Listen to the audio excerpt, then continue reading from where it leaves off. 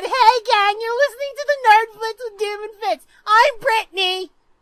The fuck out of here. No, I'm Doom. I'm Fitz.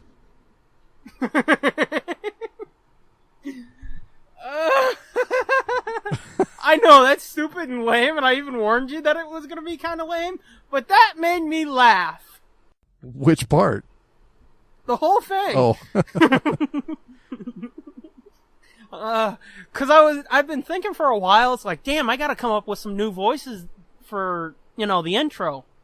Cause that's one of the great pleasures of doing this for me, is like each week kind of coming up with a different voice to say, hey gang, you're listening to the Nerd Blitz with Doom and Fitz.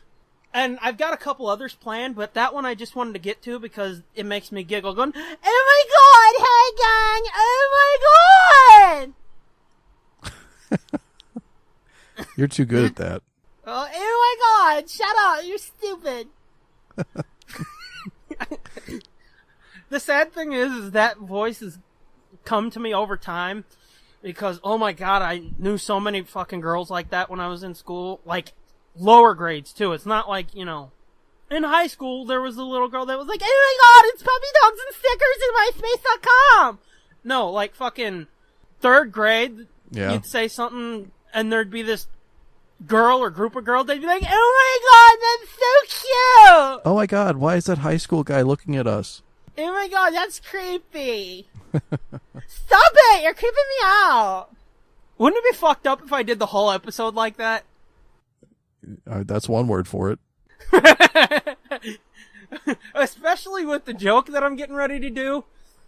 Just like saying heinous, dirty, fucking disgusting shit, and it's like, oh my god, he said cock. Oh, Jesus.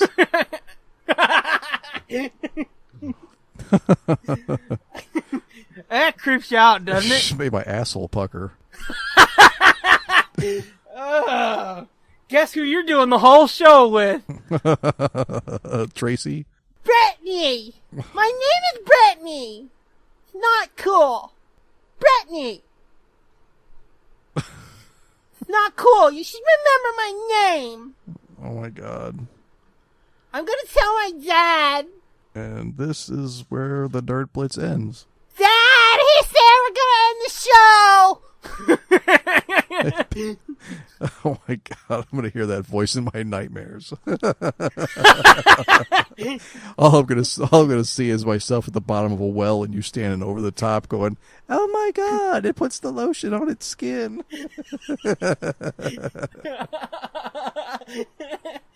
Here, let me say it just so when you edit this you have to hear it again. Oh my god, it puts the lotion on its skin or else it gets the hose again! Oh god. No! Wax on, wax off!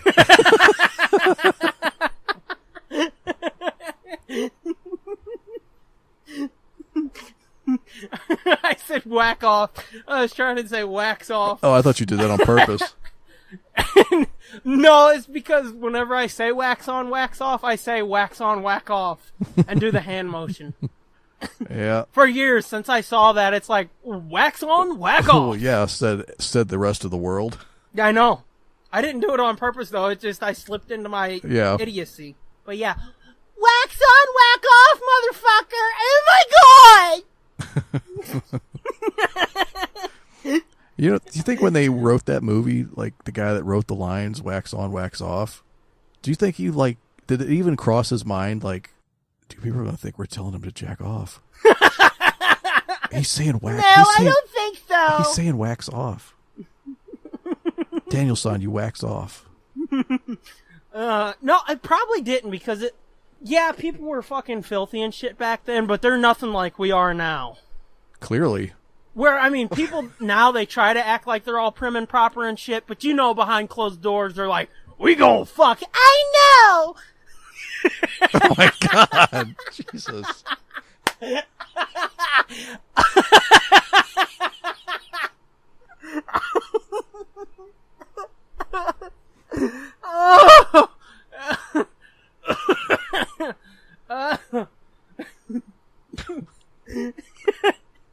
You're gonna see that when you go to sleep tonight, aren't you? Yeah.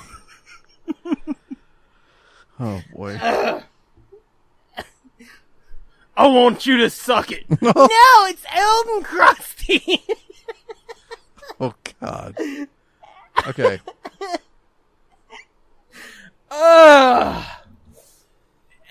You ready for the joke?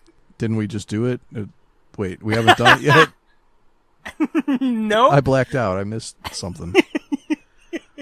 Okay, yeah, go ahead. Nope, ahead. There's still more of this shit to go. Okay, let's do a joke then. And you know what? I'm thinking maybe from now on I might tell all the jokes in that voice. Okay, can't hurt.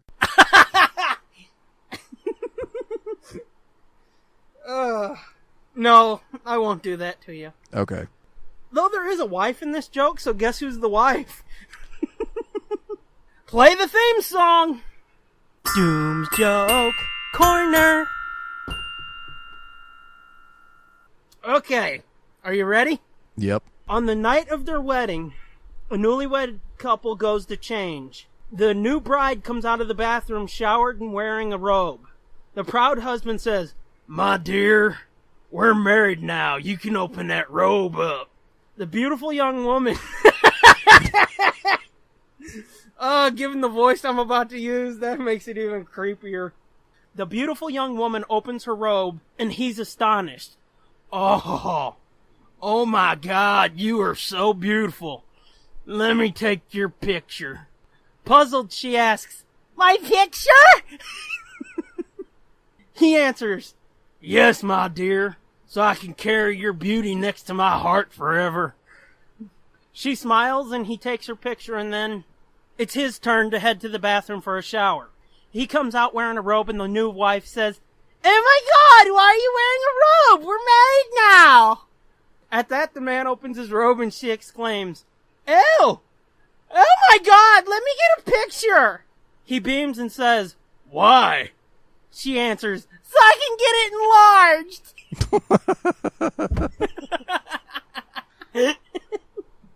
Oh. That made it worse, didn't it? A little bit, yeah.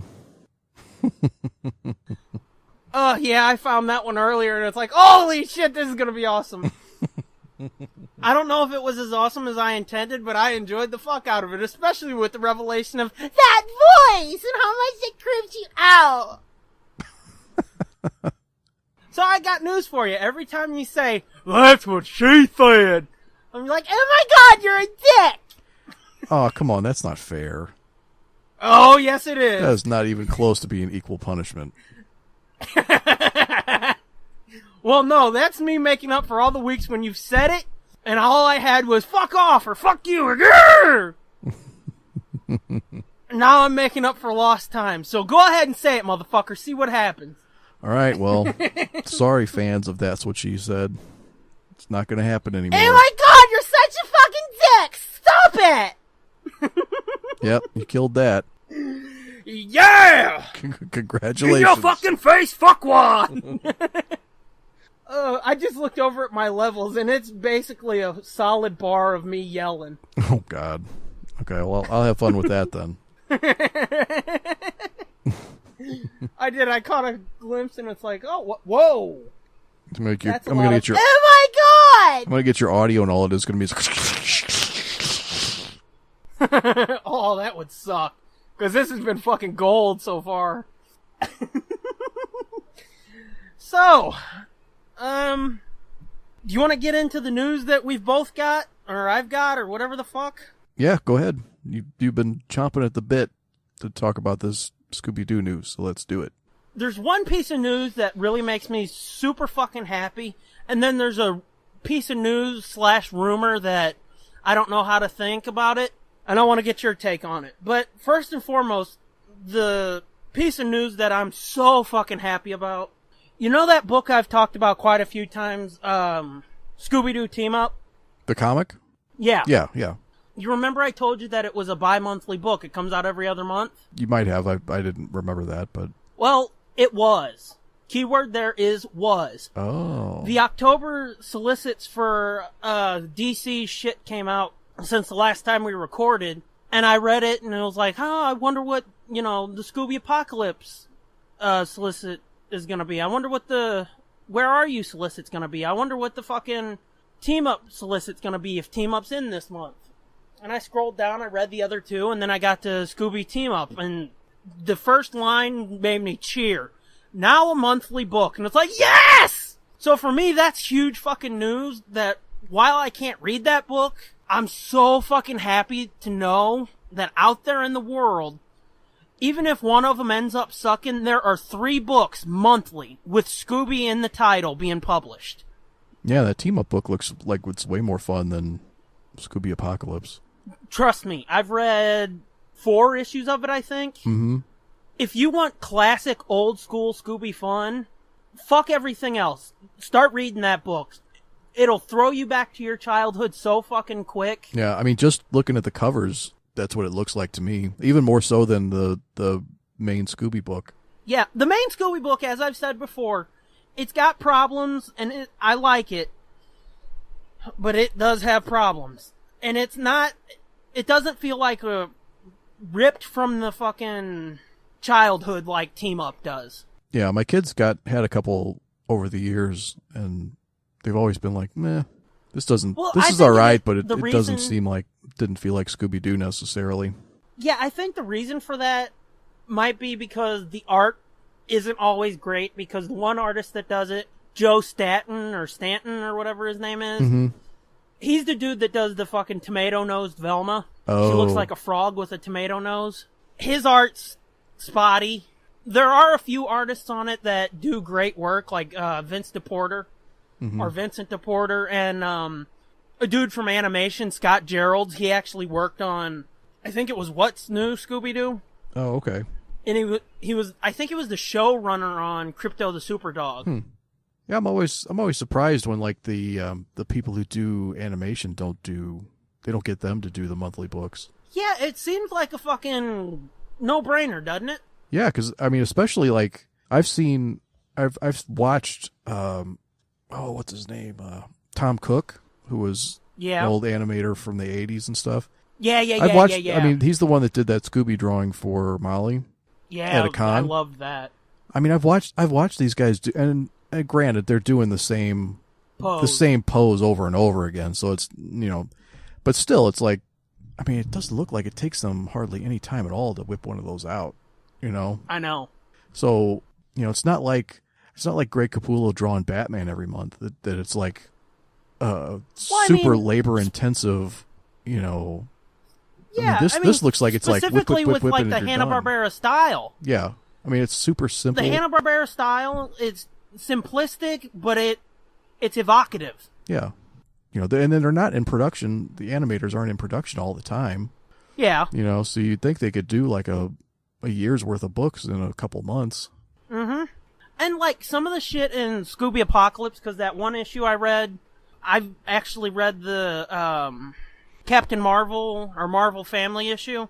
Mm-hmm. Some of that shit, I'm wondering if that was actually, fresh drawings, because it's that good. Yeah. It looks like shit just ripped from a cartoon. So, it's not like you've got to do super new or super different poses for every new issue. You hit a lot of those iconic poses, like that group shot of the gang with Fred pointing. Mm-hmm. They hit a lot of those iconic poses, and it works. So it can't be that hard. And it's not even something like, Scooby Apocalypse with Howard Porter doing totally new designs, totally new proportions, and shit like that. Yeah, and totally new environments. Yeah. And it's a totally new style. It's not cartoony at all. Yeah, that's what I mean. There's different proportions to the characters.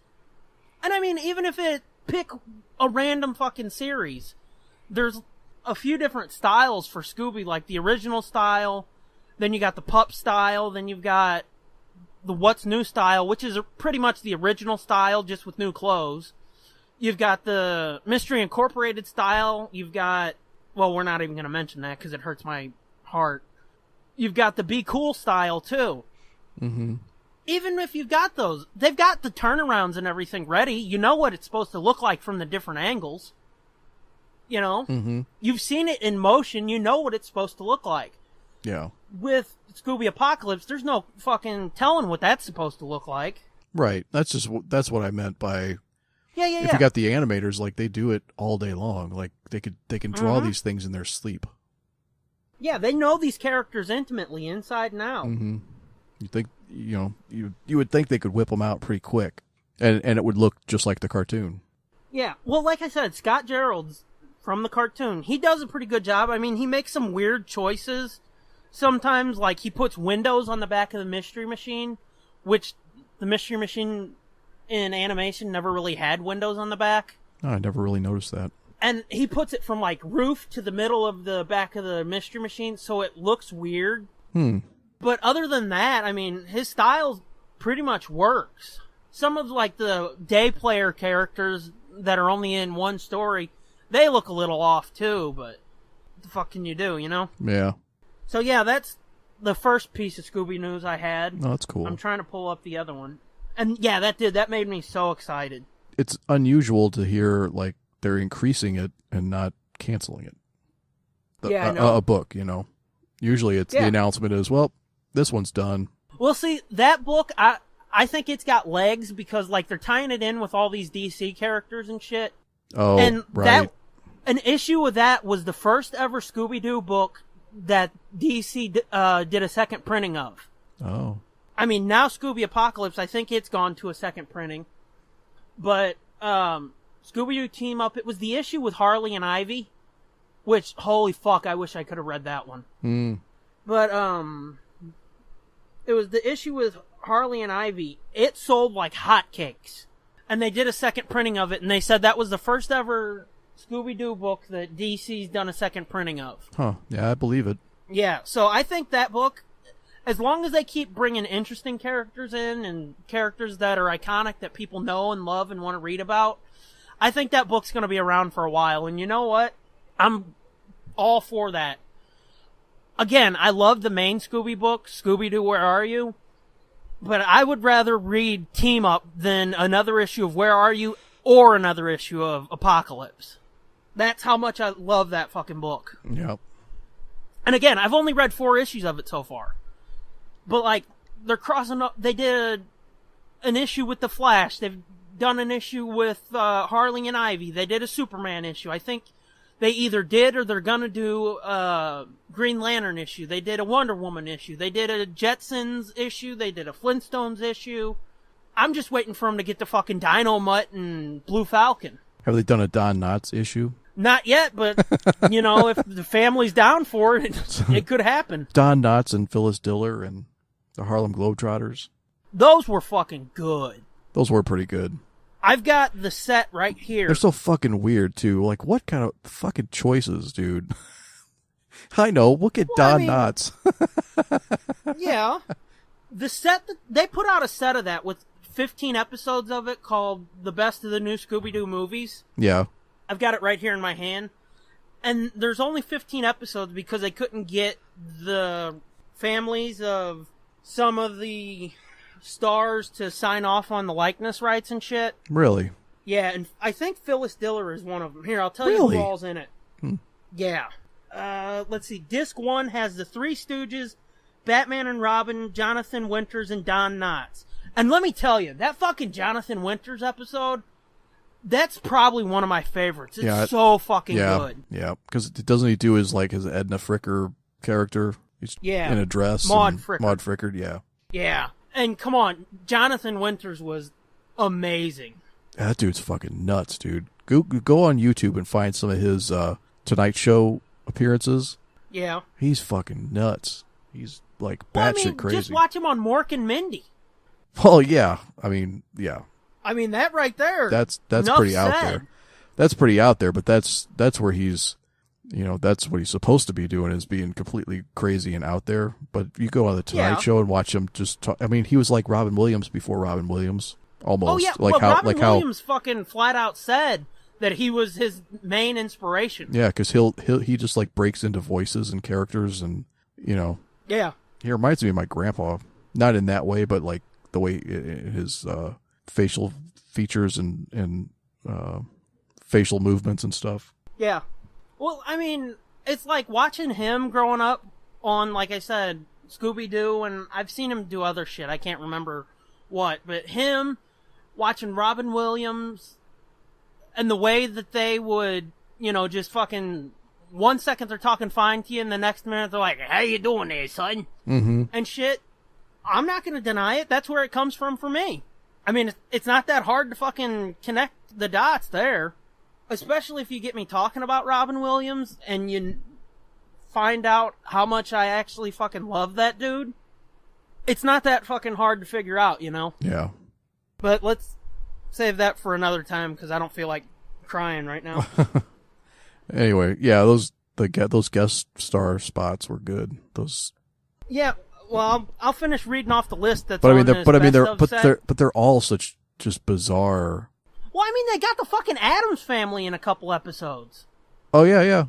They've got Disc 2 has Don Knotts, Laurel and Hardy, the Three Stooges again. Oh yeah, fucking Laurel and Hardy. Laurel and Hardy's fucking dead when that.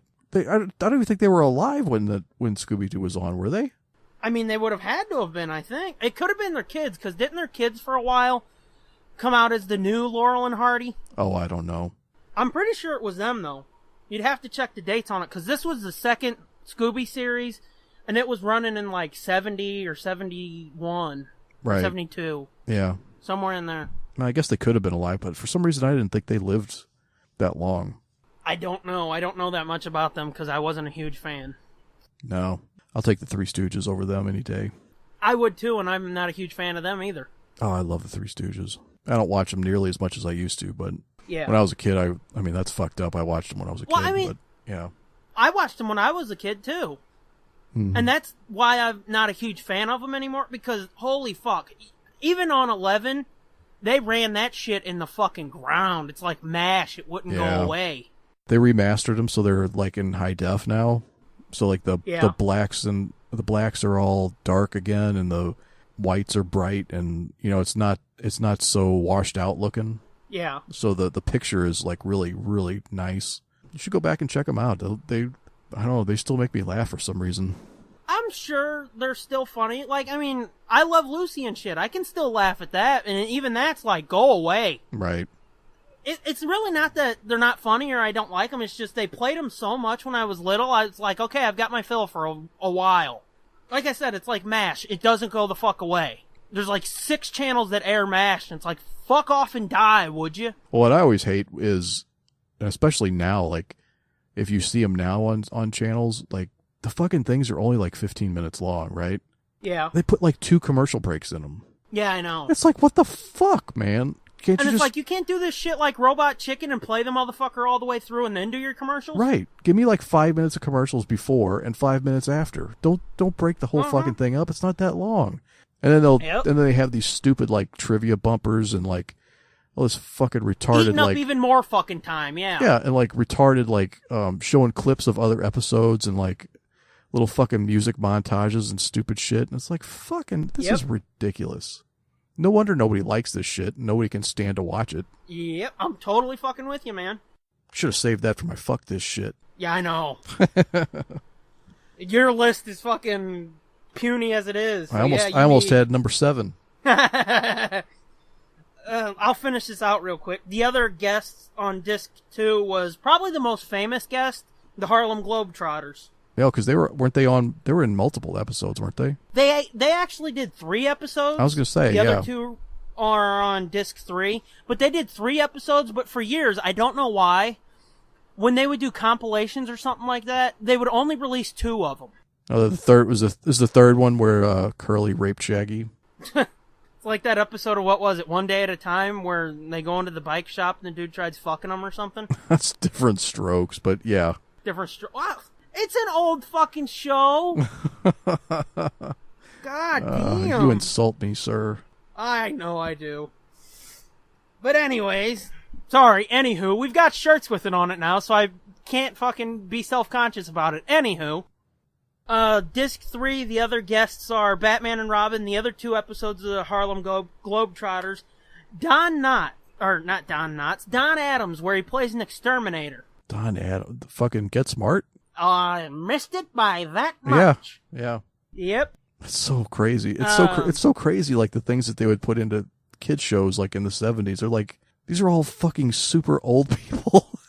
Well, I mean, this show is basically like the fucking Love Boat. Yeah.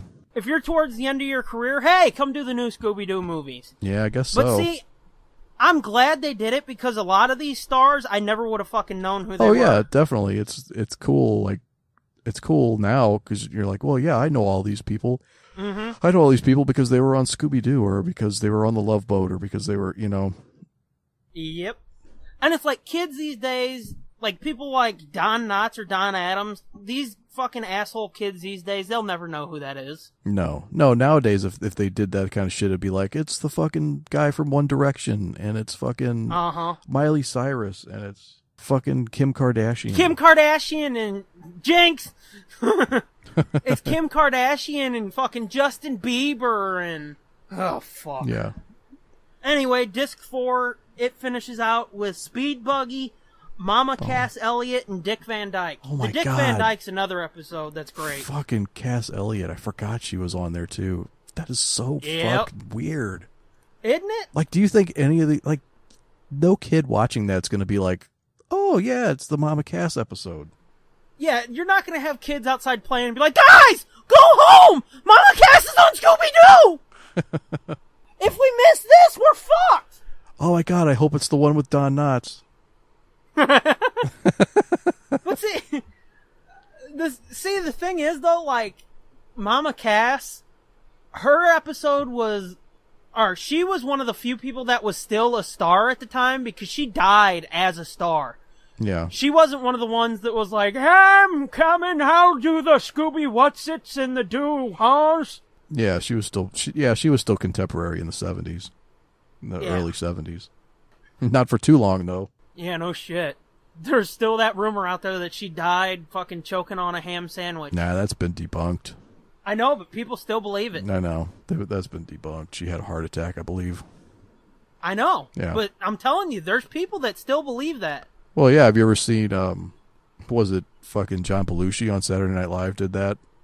Where he was playing her and he choked on a sandwich? Yeah, I think so. Yeah. Yeah, so it's like shit like that that's burned those kind of things into people's brains and it'll never leave. I know. That's fucked up, isn't it? Mm-hmm. Fucking broad has a heart attack and just because she's fat, they're like, ha ha, tubby bitch died eating a ham sandwich. Yep, that's what that fat fuck gets for eating in the bed. Some of the other guest stars on that show, though, as you said, was Phyllis Diller. They did an I Dream of Jeannie episode. Yeah, and that actually makes sense because, and even the Addams Family too, because they had a I Dream of Jeannie cartoon and a Addams Family cartoon. Oh yeah, they were Hanna-Barbera cartoons too. Right, exactly. And then they did a Josie and the Pussycats episode too. Yeah.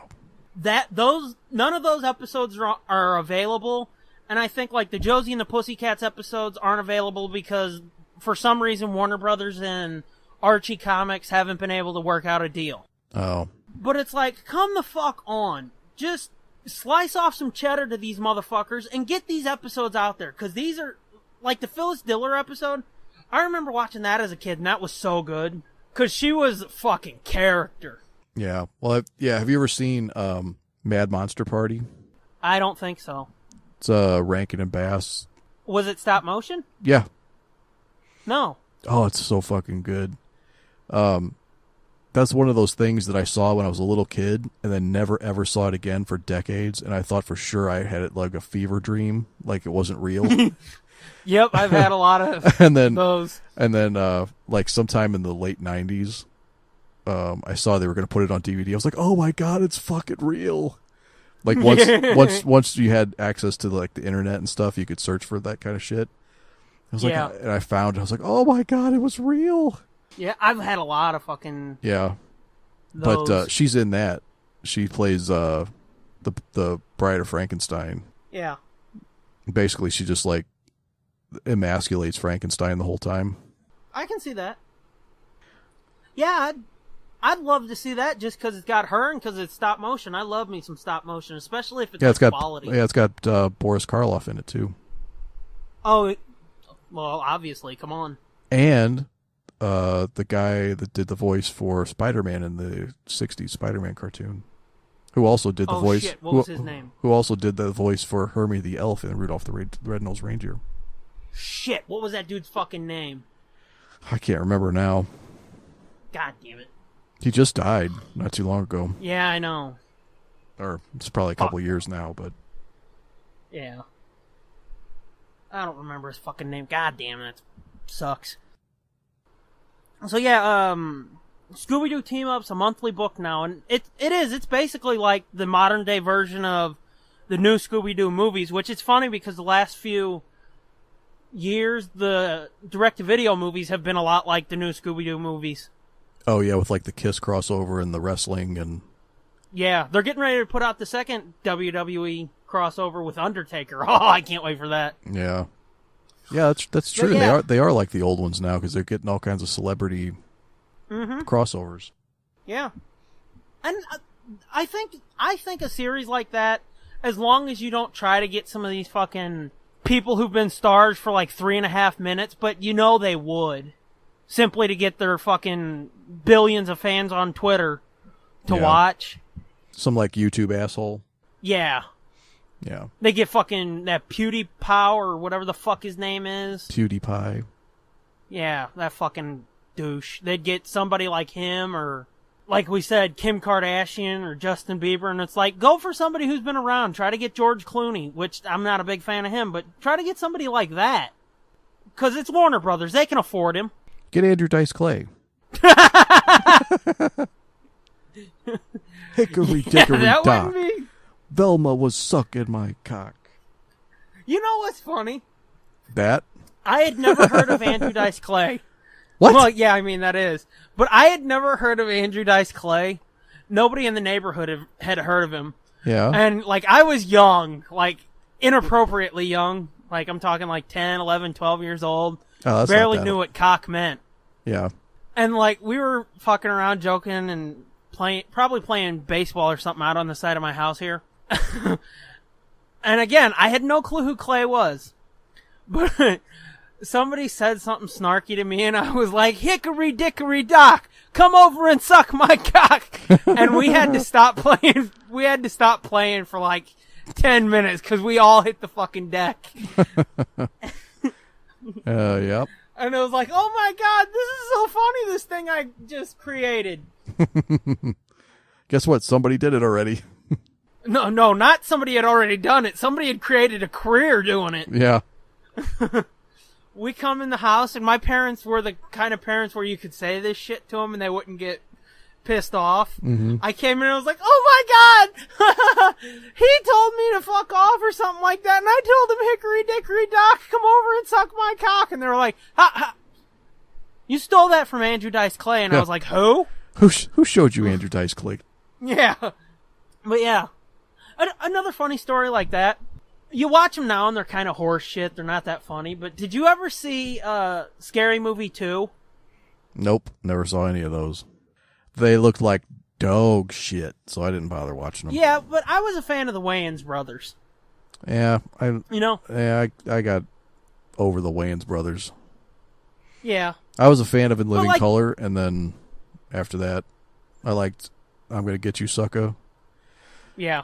But then once, like, Damon Wayans started doing, like, Major Pain and all that kind of bullshit, I was like, this ain't fucking funny no more. I still like Major Pain. But, their sitcom was good, and so, I was like, holy shit, they're doing movies. Let's watch these. Well, a fucked up story, and it's one of those things where it's like, I said something really fucking heinous, and my mom was like, ha ha ha ha! So, it tells you why I'm so fucked up. Because I got the wrong kind of reinforcement. Uh-huh. There was a bird in, I think it was Scary Movie 2, who's fucking rocking a hard-on through the whole movie. A bird? A bird. Like Okay. a parrot. Yeah. And at one point, somebody's like, you better watch your mouth, little bird, or something, calls him little. Mm-hmm. And he's like, Brack, little, I'm hung like a bull, lady. Well, I mentioned it in the bonus pod, that bingo that my parents used to go to, where, you could bring kids. Yeah. Well, across from it, they had a field with, like, a baseball diamond or something. Mm-hmm. And I don't remember if they were playing baseball, softball, or kickball, or what. But, I mean, the other kids who were playing, I wasn't playing. I was standing behind the backstop, the fence, watching. Right. And the other kids who were playing, they're not playing that well. I'm like, oh my God, you suck! Boo, go home, you suck! And this girl that we actually became good friends with, and this was our first meeting with her. Mm-hmm. So it's a surprise that we became good friends with her. But I'm heckling, I think it was her little sister at the time. I was like, boo, you suck! And she turns and she goes, watch your mouth, little boy! And I went, little? I'm hung like a bull, lady! I'm like 9 years old, 10 years old. Whenever that movie came out, I was young. Mm-hmm. And she goes, and starts chasing after us. And me and my brother fucking haul ass back into the bingo hall. Go up to my mom, and my brother's like, hey, you won't believe what he just said. There was a girl. I'm laughing my ass off. He's like, there's a girl out there. She's a blind girl. He said a thing to her. You ain't gonna believe this. And my mom's like, what'd you do? And I'm like, oh shit, I'm in trouble. And she goes, what'd you do? And I explain it to her, and she just looks at me stoic for like 2 seconds, and then she just starts fucking breaking up laughing. And my brother's just like, why does he get to say that? And I'm just laughing my ass off. My mom's laughing my ass off. She's like, get the fuck outside, have fun. she's laughing because she changed her diapers. Oh, fuck you. Oh, you're a prick. I mean, it's true, but fuck you. Another funny... You want to hear another funny story before we get into this other piece of Scooby news? Absolutely. Okay. We were all sitting in the living room one day. My brother comes in. He fucking just sits down right in front of me. I'm talking to my mom. He sits down right in front of me like I'm not there, like I'm not talking. He just fucking starts yammering away. And I'm looking at the back of my head. My mom's looking over his shoulder like, you just gonna let this pass? Seriously, you're not gonna do something. Just giving me this look, and I kind of pushed my brother and I went, step off, cum bubble, it's my time to shine.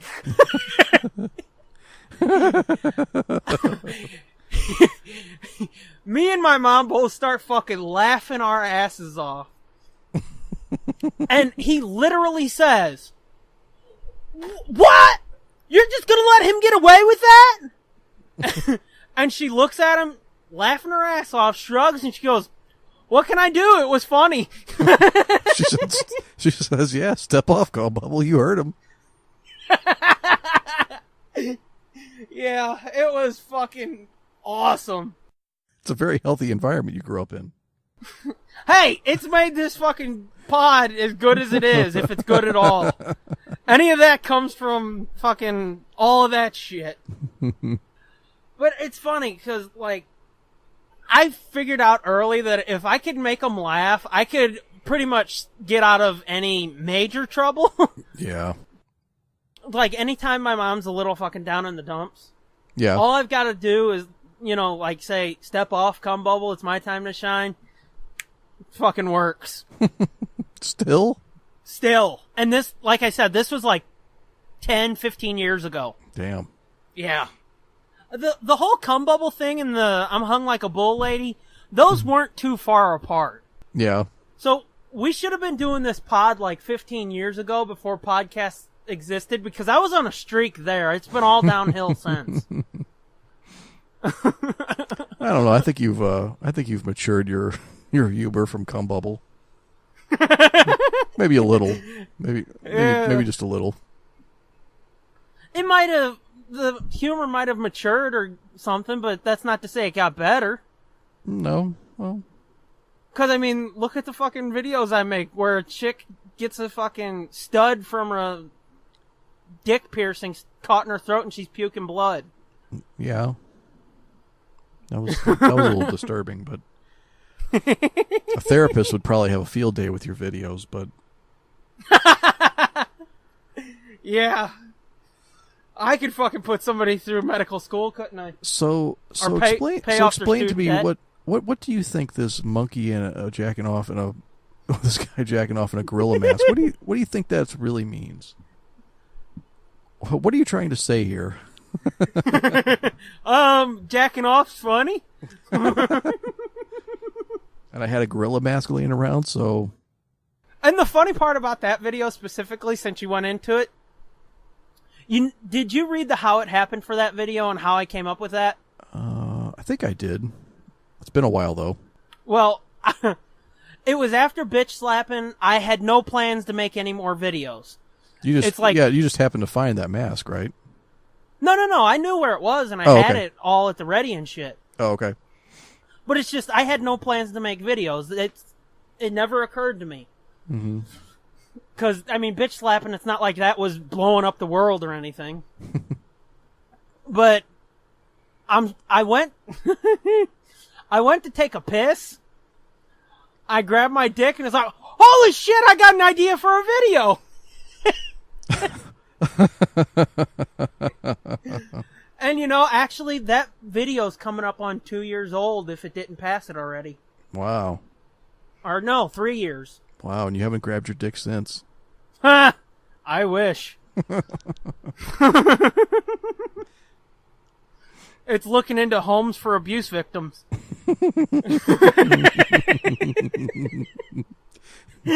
It's now living in a battered women's shelter.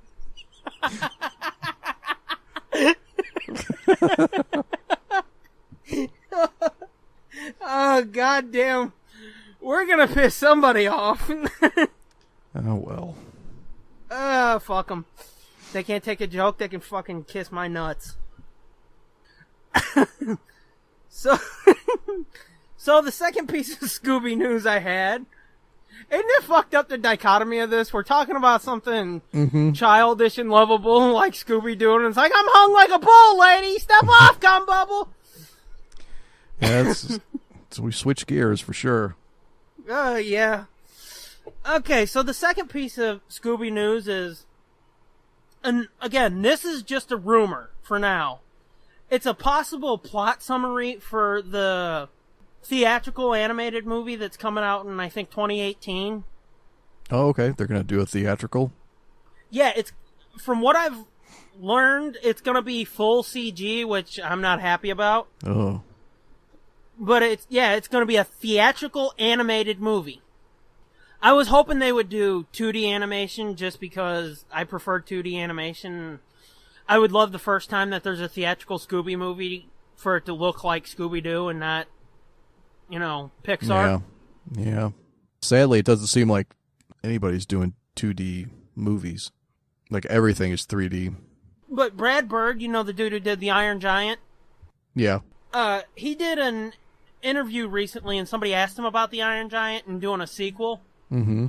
And he basically said, whoever's fucking talking about a sequel to that, they're nuts. It's never gonna happen. I'm not doing a sequel. I'm not touching that movie. That movie's perfect the way it is. Yeah. But he did say, and I love CG animation, but I have some ideas that I want to do animated. He goes, but they're gonna be 2D animation. Because 2D animation seems like it's a dying art form. Yeah, for sure. And it's like, it is. Other than like TV animation, name the last fucking 2D animated movie you saw. Or fuck that you heard of. Yeah, I don't know. The last one I can think of theatrically released was Disney's The Princess and the Frog. Oh, okay. That's not that long ago. Well, I was going to say, you're going to probably say it wasn't that long ago. That was almost 10 years ago. Shut the fuck up. Was it really? I think it was 7 or 8. That's almost 10. Okay. So, yeah, that's the state of 2D animation. Wow. But yeah, have you heard the title of this 2018 Scooby movie? No. Mm-mm. It's going to be called S.C.O.O.B. S.O.O.B. Oh. Yeah. Oh, boy. Uh-huh. The only fucking saving grace, the only hope I have for it, is that it's directed by one of the dudes that was heavily involved, one of the EPs on Scooby-Doo Mystery Incorporated. Oh, but okay. even so, I'm like, oh, no. Yeah, so what does that mean? Is it some kind of government organization, or? Well, Is he according to like a this- robot program, like fucking Daryl? huh. Well, that's what this plot summary, which again could be fake, might shed a little light on. Are you ready for this? Yep. Okay, let me get through this, because we're both going to want to attack this, but let's make sure I get through this before we do that. Okay, here we go.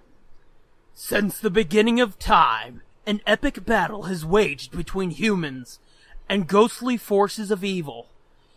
And only the spell of a powerful canine warrior can keep the spirits at bay. When the spell begins to weaken, S.C.O.O.B, an elite group of heroes comprised of the most beloved Hanna-Barbera characters, recruit Scooby-Doo to find the enchanted collar that is the key to stopping the impending ghost attack, together with his new group of allies. And the original Mystery Incorporated gang, Scooby-Doo embarks on the ultimate adventure to save man and dog kind. That's what I have to say to that. Ross sent it to me and I said, that sounds like SDMI on steroids and PCP. What did you say it sounded like? It sounds like Mystery Incorporated. Again, you haven't seen it all, so you're not exactly sure what I'm talking about. Yeah. Again, you need to fucking watch that. We need to watch that for this, or just watch it on your own, something. You need to watch that, because it's good, man. Okay. But it sounds like Mystery Incorporated on steroids and PCP. Yeah, I don't... Like, what does that mean, the Hanna-Barbera characters? So, like, it's gonna... Well, when I read that, you know what my first fucking thought was? What? Space Ghost? Space Ghost. Yeah. Yeah. Maybe like Space Ghost and fucking Dynamite and Blue Falcon. Yeah. And I was like, oh. If they put Speed Buggy in, I'm there.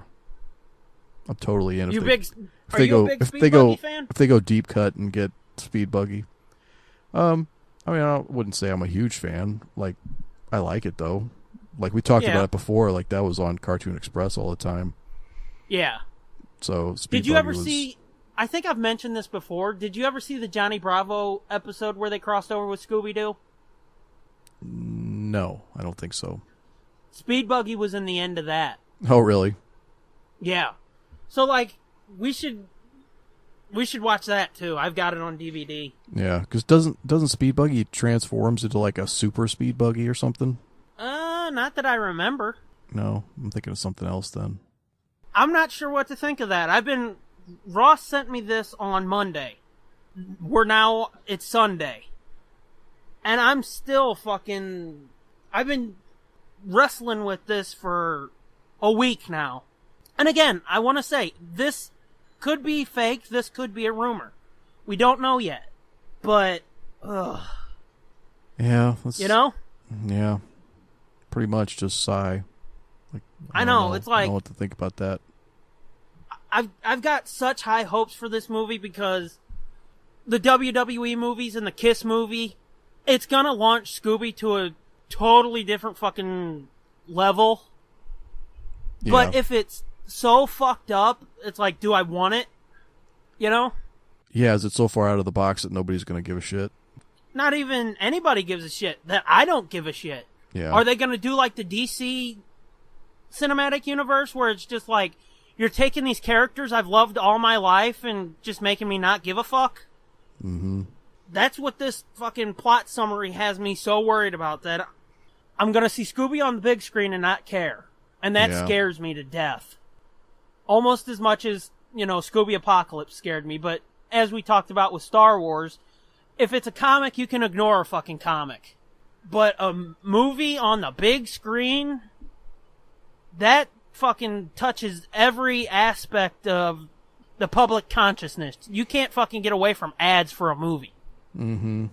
And, I wrote a piece back when they announced they were going to do a theatrical animated movie. I wrote a piece for ScoobyFan.net. Yeah. Talking about the shit that I'd like to see. I didn't want CG. Well, that's off the list. One of my other great fears is, are they going to do fucking stunt casting? Is all of a sudden Frank Welker, they're like, fuck you, dude, Brad Pitt, you're gonna be playing Fred. Oh, that'd be awful.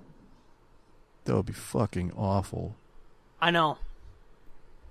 And again, that's what scares me, that they'll get rid of Frank, Gray, Matt. They already got rid of Mindy. Hopefully not, because this is like one of those things where it's, they can get big names without replacing the main cast. That's what I'm hoping for. Your big names come from the supporting people and the villains. Yeah, that's what my hope is, but I'm really fucking worried. And it's funny though, because like Scooby, I'm starting to get a bad feeling about this. But Star Wars, use this as a segue. Star Wars, your great love, it's looking like it's all right, Yeah, I can't wait to see that celebration footage. Like not the not the stuff that they've released, but the things that they haven't. Because you could see the trailer they showed that has Darth Vader in it. Yeah.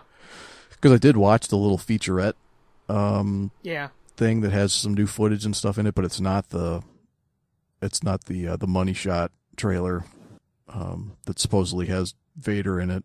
Well, it's not supposedly. He's in it. Oh, yeah. Well, until I see it, it's supposedly. Well, I mean, it's been confirmed with, like, strong sources. Paul Bateman, I think, was in the room and he saw it. Yeah. Well, because I listened to Star Wars Influences, the Rebel Force radio show. I listened to that this morning, and he talked about it. Yeah. Oh, it's going to be fucking amazing. I know. Tell us some of the breaking shit. The biggest thing that caught my eye was the fucking space monkey. Did you see that guy? The what? The space monkey. Peace, assholes. No, what do you... Well, I might have seen it, but what? They were calling him the space monkey until they said what his name was and what his planet and everything was. In that teaser footage or that behind the scenes footage. Yeah, there's a shot where they're filming this guy who's like a door gunner on a ship, so he looks like a helicopter door gunner. Yeah. That dude with the white tufty hair and like a small. To me, he fucking looked like Rocket Raccoon. Yeah, kind of. Yeah. They were saying he was a space monkey. He looked like a space monkey. Okay. Whoa, doesn't that take you back to the 70s comics where everything was space? Uh-huh. But they came out later and said his name was Biston or something like that.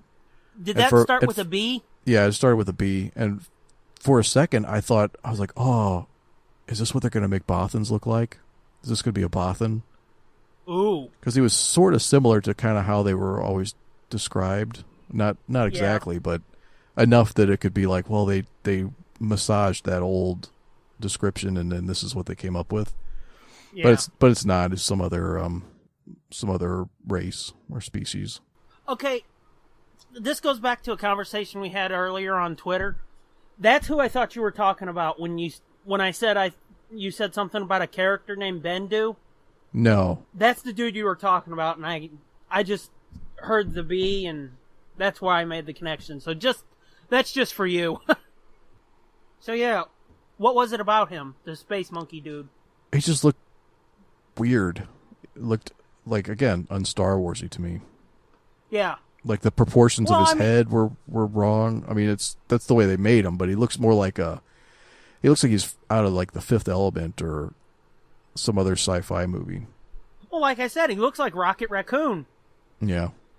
Because that's immediately what I jumped to when they showed him, fucking big rodent-looking dude shooting a gun. It's like, that's Rocket Raccoon. Yeah, that kind of what I thought too at first.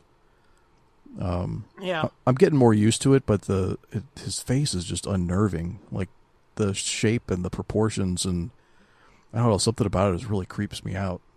And I agree with you. It doesn't look particularly Star Warsy to me, which that's been my big thing since Disney took over. They're doing a lot of new shit that doesn't look particularly Star Warsy. Mm-hmm. You've got, hundreds of other designs that have never seen the light of day or never been on a screen, TV or movie, but they're creating new shit. Yeah. And it's like, okay, whatever. You're in charge, I guess. And then I think I sent you the screenshot that Rebel Force Radio put up. I guess they must have talked about it on one of their shows. I'm really behind on them. Yeah, But I listened to that episode this morning too. Oh, did you? But yeah, there's somebody picked it out of that teaser footage, and it's in the war room or whatever where Mon Mothma is, and in the background, sure as shit, there's fucking Jimmy Smits playing Bail Organa in the background.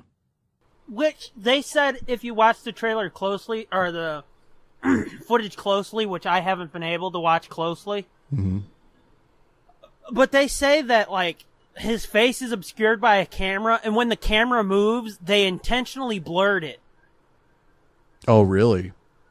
Yeah, so it sounds like they're not wanting to let the, hey, Jimmy Smits is back, cat out of the bag yet. Yeah, yeah.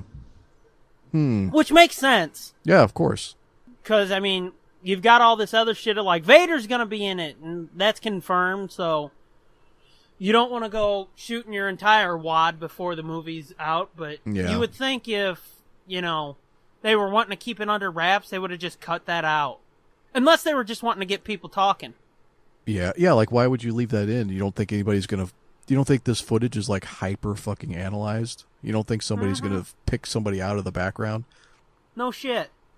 And they were talking about it on RFR. They said, I think this is the first prequel actor to make it into the Disney era. And then they said, oh wait, no, Mon Mothma, she was in episode 3. And it's like, yeah, she was in the deleted, or they said deleted scenes, but it's like, she was deleted, so technically she was not in the prequels. Right. This is the first time that I can think of that they've actually done a direct tie to the prequels. Yeah, I think you're right. And see, they even talked about it because I haven't really in talked episode about 7 it much. they did mention clones. Well, that's true. But yeah, but that's just a throwaway line. Yeah, having Jimmy Smits there—that's a direct tie. Yeah, that's so fucking tight.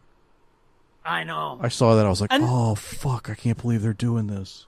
Well, when you sent it to me, I about lost my fucking shit. It's like, he's fucking there on Yavin. Holy fucking shit. Mm-hmm. I think I mentioned it in one of the episodes of Book Club. Mm-hmm. They did some old novels that were in continuity with the Clone Wars, but they're now legends. Okay.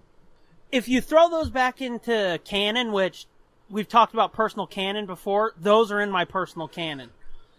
Okay.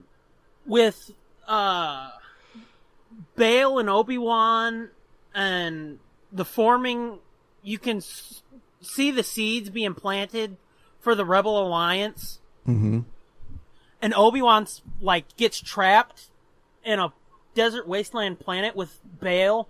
And they actually come to respect each other because Obi-Wan's kind of got this prejudice against politicians. All politicians. Yeah. And he comes to respect Bail, and Bail comes to respect him, and you see them become close friends. So it's got me wondering if at some point, since there seems like they've got Smits back, and there's been all this talk about an Obi-Wan movie. Oh, yeah. See what I'm getting at? I smell what you're cooking, brother. Yeah. Wouldn't that be fucking awesome? They fucking do a Obi-Wan movie and they get Bail Organa in it. Mm-hmm. Yeah, and that makes total sense. Then it would make even more sense why Princess Leia tries to find him. Uh-huh. Like, how the fuck would she know him? Exactly, because I mean, and why would Bail Organa send her to get him? Exactly. She's like, you fought with my father in the Clone Wars. No, he didn't. I was gonna say, one, not Bail from what didn't we've fight seen. shit. Right. Yeah, Bail didn't fight shit, and in the Clone Wars series, I can't remember one instance that they were together. No. The only time I remember them being together was at the tail end of Episode 3 after Order 66. Yeah. And that right there, that's not enough to be, close bonded friends. Yeah, I understand you're comrades in the forming of the rebellion, but you don't have a fucking tight bond like that after meeting a dude one time. Right. So if they do an Obi-Wan movie set either during the Clone Wars, which that's what been one of the rumors. If they do an Obi-Wan movie, that's been one of the rumors of where it'll be set. Would it be? Nah. During the Clone Wars? Nah, I don't think so. the middle towards the tail end of the Clone Wars. I could see him doing it. I could totally see him doing it. Yeah, I mean, they could do it, but why would they do it? Why would they explore that time in between? Well, I mean, they could do it make it set, like, right after Episode 3, which would, as we've talked before, technically still be a part of the Clone Wars era. Okay, yeah, okay. Because they're cleaning up, but... Yeah, okay. I'll buy that then. Because, I mean, it would be weird to set it, during the beginning of the Clone Wars, but you gotta think about it. We've talked about this before. It would be weird to set an Obi-Wan movie, like, way after Episode 3, because you're cutting down that window. We talked about this with the casting of young Han Solo. You're cutting down that window of Ewan turning into Alec. Right, yeah. Yeah, no, if you're talking about right after Episode 3, I'm on board with that, yeah. I think it could work even if you put it just before Episode 3. Yeah, it could work, but the point I'm trying to make is I'd like to see what happened to him after Episode 3. Yeah, I would too. In between 3 and 4. But, I would like to see more of what happened during the Clone Wars just before Episode 3. Yeah, I would not reject that.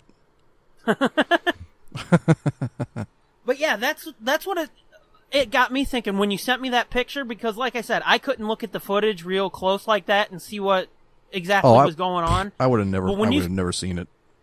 No. I'm not the type that goes frame by frame through trailers and shit, unless, like we got to talking about the Maz scene from Episode 7 with Leia that got cut, that was in the trailer. Mm. Like, I went through frame by frame at some point and looked at that, and I was like, oh shit, yeah, that you could tell that's Maz, because that hand is orange. Yeah, right.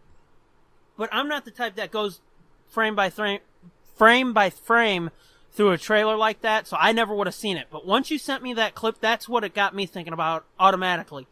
If Jimmy Smits is game, Ewan's saying he's not campaigning for it, but he's game, come on. Yep. So, I didn't mean to step all over your fucking breaking news, but continue. No, those were the two big things. Everything else that came out was kind of just like, just more shots of stormtroopers and more, that kind of stuff.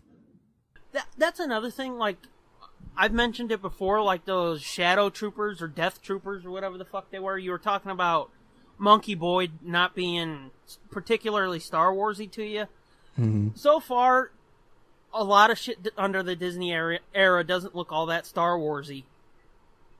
I mean, I can accept it more, like the new shit they're doing in Rebels. Mm-hmm. But, like, a lot of those creatures in Episode 7, some of them look a little wonky to me still. Even after I've, started accepting that as Star Wars. Yeah. Some of those critters is looking a little off. Yeah. Yeah. And speaking of Rebels, like, that's an even juicier topic than Rogue One. Oh, God, yes. Because, I don't have much more else on Rogue One besides that, other than there was lots of pretty images released and little snippets of character information. Nothing earth-shattering or new, really. Yeah. I should say before we jump over to Rebels, we both said it, and it's like, once they announced Saw Gerrera, we were both like, fuck yeah, I'm in. Yep, I'm in. Now they're saying fucking, there's the potential of Jimmy Smits being in it. I'm more excited for Rogue One than I ever thought I would be. Yep. Yeah, suddenly it went from not knowing anything about it and being like, I don't know, to being like, oh my God, this is going to be so much more awesome than I thought. Think about it, though. We still don't know that much about it. Other than that initial plot fucking point that they told us, it's going to be about getting the Death Star plans. Right. That's still really all we know. Yep. And we know Vader's going to be there. Yeah, that's about it. But even so, it's like, holy shit, this is going to be fucking magnificent. We still haven't seen Tarkin. Yeah, which that's a fucking can of worms right there. Mm-hmm. All the rumors circulating around him. Yep. Let's go to Rebel Scum. fucking Rebels Season 3 trailer dropped. It was like a fucking 5-minute trailer. It was crazy. Isn't it? Was it Wasn't that like long? I think it was like 4 minutes and something. I thought it was 3.5. I don't think so. I think it was longer than that. Okay. But I don't care. I ain't complaining. yeah. Oh, God. It looks so good. So far, that's the main thing under the Disney regime that's got my ding-ding poking out. Yeah. And it's probably because it's Filoni. Definitely.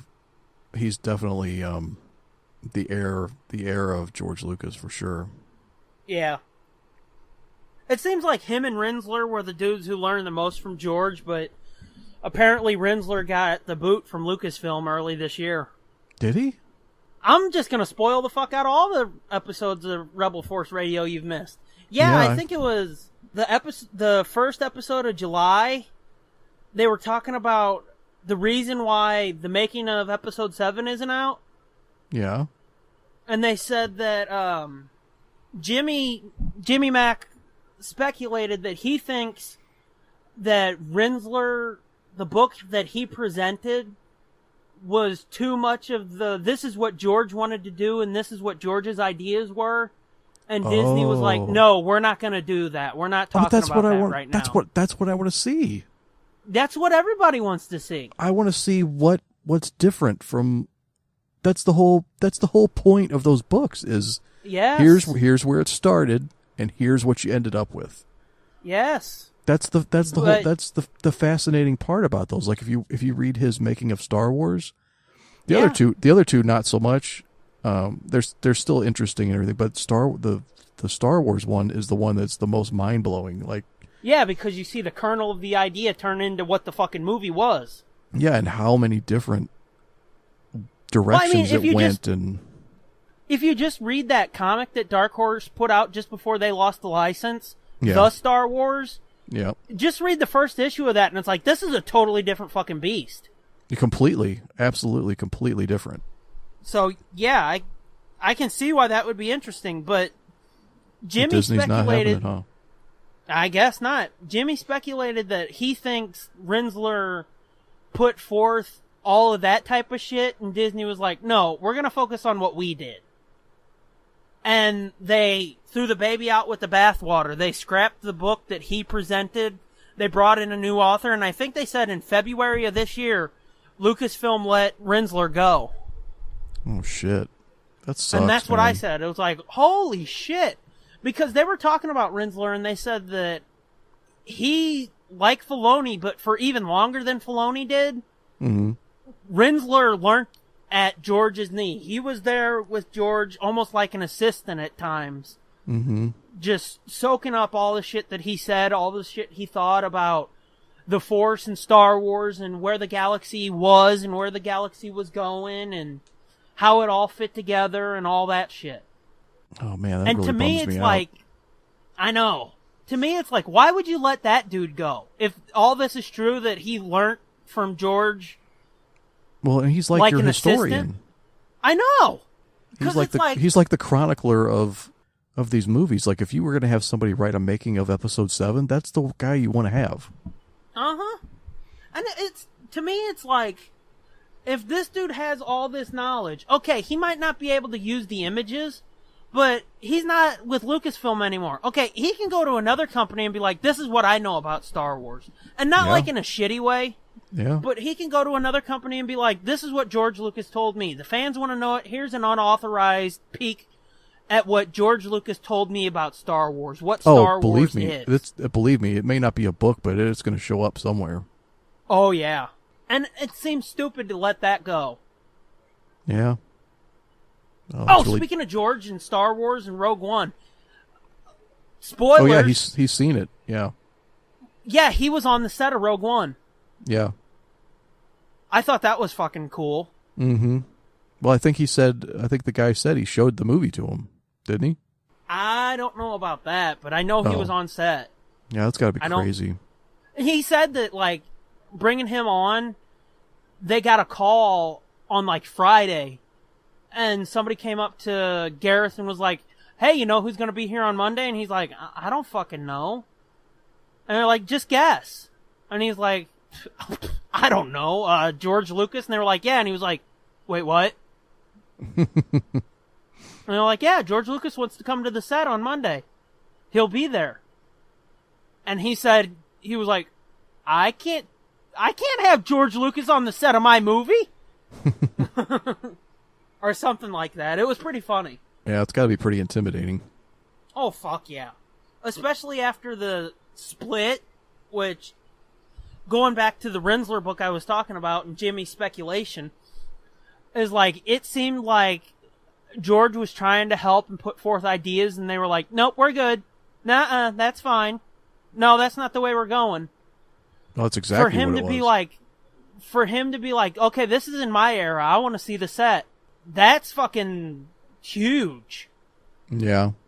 So, yeah, Rebels, Star Wars Rebels. Oh, God, it looks so good. Like, all the, everybody gets a new look. Everybody's got a new model. Which, did we know about that or not?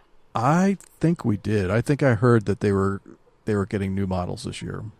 Yeah, I thought that too, but I wasn't sure. I didn't know they were going to look quite like Ezra's head shaved. Like, his buzz real short. Which is good, because I hated that fucking haircut. He looks weirder now, though. Yeah, he does. He does, actually. Like, they changed his face and shit, too, and it's like, whoa. Yeah, because I guess he's supposed to be older. A little bit older. And spoilers. This is all going to be spoilers if you haven't seen season 2. Kanan's still blind, so he's got a mask on now, like a helmet with a... Well, I guess it's that... Is it still that... Oh, you didn't see it, but he picked up a Jedi Temple Guard mask. Okay. When he was fighting Maul after he got blinded, and he put that over his face. I'm not sure exactly why. I don't remember. But I think he still has that. I think he's still wearing that, and it's painted, and it's got like... I want to say it's got wolf ears painted on it, like Rex's helmet. Yeah. See, when I saw that helmet, it kind of brought to mind Ahsoka to me. Oh, really? Maybe that's what it was. Maybe it's her face tattoos she's got painted on it or something. That was my first thought. Okay, I'll have to watch that again. But knowing Filoni and his love of wolves and shit, it could be. Yeah. And then it looks like they are gonna keep going with the Ezra's changing and getting more reckless or more willing to go and look at dark side things. I was gonna say, I guess now he's being seduced by the dark side. Yeah, because he's still got that holocron, that Sith holocron that he opened at the end of season 2. And it looks like Maul's gonna be around still, and which fucking yay! Yeah. And then Rex puts on his clone armor and goes to fight. Yeah, I saw that. At one point, and I was like, holy shit! I know, but at the same time, I was like, oh no, is this going to be the end of him? Because he's like one last fight for the Grand Army of the Republic or some shit like that. One last day in the Army of the Grand Republic or something. Well, it could be, but remember that thing Filoni said about episode 6? You know? Oh, that yeah. fucking... Yeah. You're right. That old dude on Endor, he always thinks that's Rex. Yeah, with the big God, fucking beard. that would be fucking awesome if that was him. I know. Because I've watched episode 6 like once or twice since he said that, and it's like, oh my god, it's Rex! Mm-hmm. So if like they fucking off him, it would be like, oh, it's not Rex no more. No, it's just some old guy. Yeah. But that would take the wind out of my sails on that one big time. Yeah. So I don't know, man. It's like this Ezra thing, it just keeps in the back of my head. It's like, what if he ends up being Snoke? What if that really is true? Like that rumor that people have been saying, or that fan theory. Yeah. It's like, fuck, they are kind of like going in that direction. Like, could that really happen? Would they have the balls to do that? The thing for me though is like, with fans speculating that, and since fans called that so fucking early, like episode 7 dropped and everybody, true, right? Yeah. And even if it was true that they're going to change it midstream and pull a swerve, because like I said, episode 7 dropped and people were like, oh my god, Ezra Snoke. And it's like, oh, no, he's not Snoke. That's bullshit. Ha ha ha. It makes me wonder, because you keep saying, like, what if he is Snoke? It's kind of looking like he could be Snoke. You've been saying that for a while. Well, ever since the end of since that season finale last year, it was like, oh my god, it seems so believable. And at first I was like, that's bullshit. There's no way they would do that. But then they've started him down the dark path, and it's like, oh my god, that could be real. Yeah. And it's like, with people just fucking calling it that early, to me it would be kind of disappointing if they just, made it that predictable. Yeah, if it was that predictable, that like I said, after episode 7, all of a sudden people were like, oh, Snoke, that's Ezra. Yeah. And it was even before the shit in the finale or whatever where he started going dark. Yeah. I guess it was after that trailer, too, when Maul tried seducing him. Yeah. It would seem like a letdown for it to be that predictable. Yeah, you're right. It would be. The big thing to come out of that trailer was they're bringing in Grand Admiral Thrawn. Oh, yeah. So, which, speaking of, I need to fucking correct myself and tell you were right. Don't get used to it, because I'm not going to do it often. Yeah. But the Grand Admiral thing, that was not introduced in Outbound Flight like I thought it was. Okay. I thought... I don't think I explained it all that well when we talked about it before, but I thought in the Chiss military, Grand Admiral Thrawn was Grand Admiral of the Chiss military, not of the Galactic military. Gotcha. Yeah. I thought it was a title that he carried over, and they were just like, fuck it, let him have it to, Yeah. Gotcha. It makes him feel special. Yeah. But no, that was introduced in Heir to the or not Heir to the Empire, but when Heir to the Empire. Is that when he actually came over as part of the Galactic Republic? Or whatever? Yeah, Heir to the Empire. He was in that. I know he was in that, but I know that was his introduction, but I haven't gotten that far, so I don't really know all the details. Yeah, he's the leader of an Imperial remnant. Okay. So he's Grand Admiral at that time. Okay. Yeah, and then Sidious made him Grand Admiral? Yeah, I think so, yeah. Yeah. Well, again, I just wanted to clarify that. I thought it was in Outbound Flight and he was a Grand Admiral in the Chiss military. Okay. No, it was in the Imperial military that he was a Grand Admiral. You were right about that. And I don't think I really explained it all that well when we talked about it before, so I wanted to clarify. Yeah, so he's officially canon now.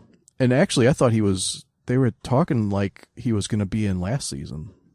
Like there were rumblings about him coming soon. Like, we'll see that actually they talked about having Thrawn in the Clone Wars, so he was actually almost canon years ago.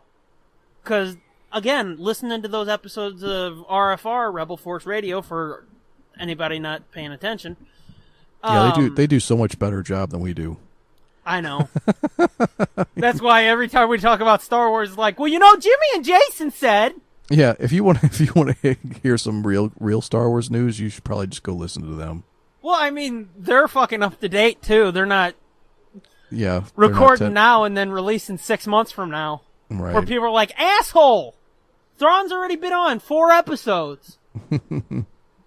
Season 3 is over. Yeah. We're on to season 8. I don't know if it was explicitly Thrawn, but supposedly they were wanting to bring the Chiss into Clone Wars, and then they were hoping to eventually bring in Thrawn. Yeah, I do remember that now. I do remember that. I'd never heard that until they talked about it. Yeah, no, I do remember that now. Not that it was Grand Admiral Thrawn, but that the Chiss species was going to appear in Clone Wars. Yeah. Yeah, and you're right. And everybody was like, "Ooh, that means they're canon, which means Thrawn could be canon." Guess who's coming? Yep. And not just us viewers. So yeah, so they had the big reveal of him. So he's going to be hunting the rebels this season. Yeah. So that's pretty exciting. His character model looked kind of weird. I wasn't super impressed with that, but I was thrown off by how light his blue skin was, because you look at the cover of the book that Zahn's doing, and he's like a deep, dark, rich blue, and then on Clone Wars he's like an aqua blue or a sky blue. Yeah, on Rebels, yeah. Or yeah, I said Clone Wars, didn't I? Yeah, on Rebels he's like a real light sky blue. And he's real thin. His face is really thin, like a lot thinner and longer than I thought it would be. Well, I've come to expect that from Rebels, because look at Kanan. Well, he's kind of got a long, lanky, thin face. That's true. I'm still not fucking 100% sold on the No, I'm not. Rebels. I'm not 100% sold on it either, but on the look. But the stories are good fucking enough, though. Awesome, yeah. God damn, I want to see this so bad. Yeah, I got to get caught up on good. that. It, like I said, just from the trailers, because like I saw the season 2 trailer and then the season 2 part 2 trailer. Mm-hmm. When they unveiled, old Master Maul was coming back, and it was like, oh my god! Yeah. And then they showed this trailer with Thrawn, and it's like, holy shit! Mm-hmm. Yeah, and I think Lando's coming back this season. He wasn't in the trailer, but I'm pretty sure he's back. Hondo was in the trailer, so he's back again. I think, again, I'm going to go back to Rebel Force Radio, which I don't know if you listen to Star Wars influences. I've listened to it, you? yeah. Mm-hmm. You do? Okay. Well, Bateman interviewed Filoni at Celebration Europe. Oh, okay. That was just a couple weeks ago. Yeah. Yeah. And he was dropping some fucking tidbits and whatnot.